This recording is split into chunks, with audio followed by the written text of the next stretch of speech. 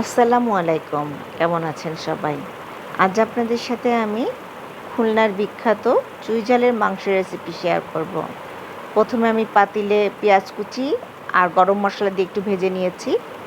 তারপরে দিয়ে দিয়েছি আমি আদা রসুন বাটা। আর এখন দিয়ে দিলাম আমি হলুদ, মরিচ, ধনিয়া, জিরার গুঁড়া। এটাকে একটু কষিয়ে নিব।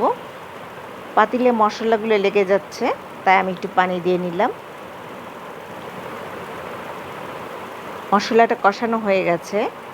এবার আমি গরুর মাংস দিয়ে দিলাম। দিয়ে এটাকে আমি এখন ভালো করে আবার কষিয়ে নিব। আর দিয়ে দিচ্ছি আমি কেটে রাখা চুইঝাল। চুইঝালগুলো আমি লম্বা লম্বা করে কেটে নিয়েছি। আর দিয়ে দিচ্ছি স্বাদ অনুযায়ী লবণ।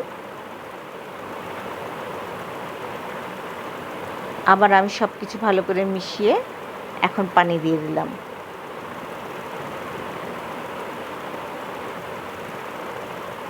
পানিটা বলক চলে এসেছে, আমি এখন ঢাকনা দিয়ে ঢেকে দিব।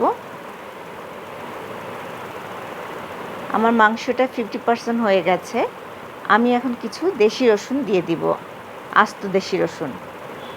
এটা গরম ভাত দিয়ে মেখে খেতে খুব ভালো লাগে এই রসুনটা।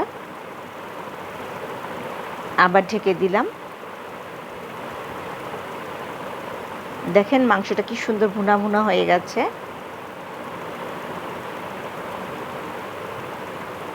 তৈরি হয়ে গেল আমার চুইঝাল দিয়ে গরুর মাংস।